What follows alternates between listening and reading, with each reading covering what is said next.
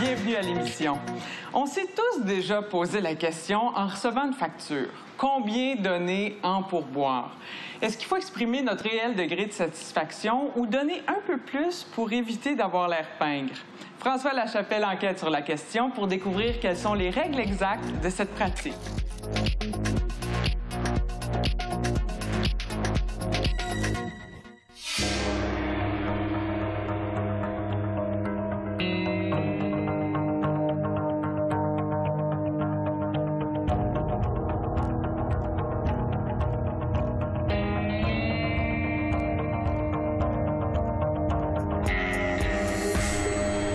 François, il faudrait regarder le compteur. Hein? Et là, pour le trajet, on compterait à peu près 10 OK.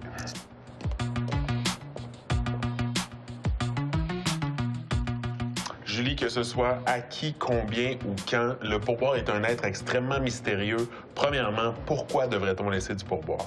On donne un pourboire pour un service rendu et pas nécessairement pour la qualité du produit, comme par exemple au restaurant. Si le steak est froid, on ne devrait pas pénaliser le serveur, la serveuse. Julie, il y a plusieurs de ces terminaux-là qui nous suggèrent des pourboires. Est-ce qu'on devrait se fier à ces chiffres-là? Pas nécessairement. Alors, il faudrait mieux s'informer au serveur. Est-ce que les options qu'on a, les pourcentages qu'on a sont avant taxe ou après taxe? Parce qu'on sait qu'on devrait payer avant taxe aux alentours de 15 %. Est-ce qu'il y a des moments où on devrait obligatoirement laisser du pourboire? Oui. Quand on est dans la restauration, parce que le personnel qui travaille en restauration, ils reçoivent un tarif horaire qui est moindre que les autres. Alors, définitivement qu'en restauration, les pourboires sont considérés, c'est la norme. Julie, on a listé une série de professions qui offrent des services et je vous demanderais combien on devrait laisser de pourboire si on doit en laisser. Ça vous va? Ça va. Un barman. Un barman, alors on y va à peu près 1 $, 2 $, comme on dit communément, là, du drink, et ça dépend vraiment là, de ce qu'on boit.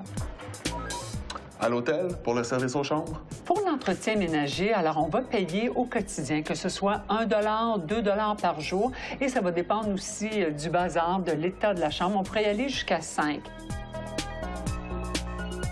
Le coiffeur. Dans les salons de coiffure, on pourrait aussi s'informer avant, mais c'est aux alentours de 10-15 %. Il ne faudrait pas oublier le coloriste et la personne qui fait le lavage de cheveux. Est-ce qu'il y a des endroits où c'est mal vu de laisser du pourboire?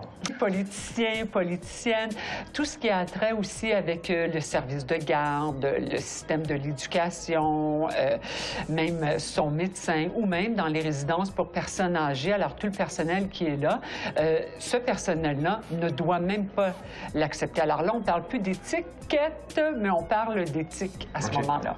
Merci beaucoup, Julie. Ça m'a fait plaisir. Est-ce qu'on peut donner trop de pourboire? Bien, si vous demandez aux gens qui le reçoivent, je pense que la réponse est non.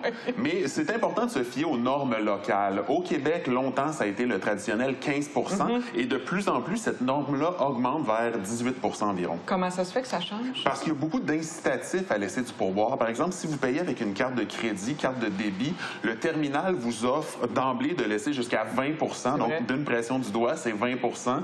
Il y a aussi, dans les cafés, les comptoirs alimentaires, on laisse un verre à côté de la caisse. Donc, souvent, on se débarrasse de la monnaie et on laisse plus de pourboire. Justement, est-ce qu'on en laisse du pourboire dans ces petits verres-là à la caisse ou au comptoir? Parce que souvent, dans ces commerces-là, on n'a pas eu un service à la table. Bien, normalement, non, parce que les employés de services rapides ne sont pas soumis au même salaire réduit que les serveurs.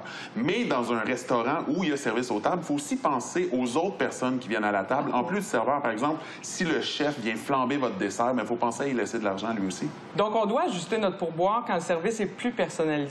Absolument. Ou si le lien d'intimité est plus fort, par exemple, vous pouvez laisser 15 % à votre esthéticienne ou à mon esthéticienne, à votre massothérapeute. Même s'il s'agit de traitements médicaux? Non, seulement pour les soins de détente. Okay. Par contre, tous les employés qui ne sont pas soumis à la loi sur les pourboires, on peut quand même leur laisser un petit quelque chose si c'est dans un endroit qu'on connaît bien, si c'est un employé qu'on voit souvent. Un cadeau de Noël pour le livreur de journaux, par exemple?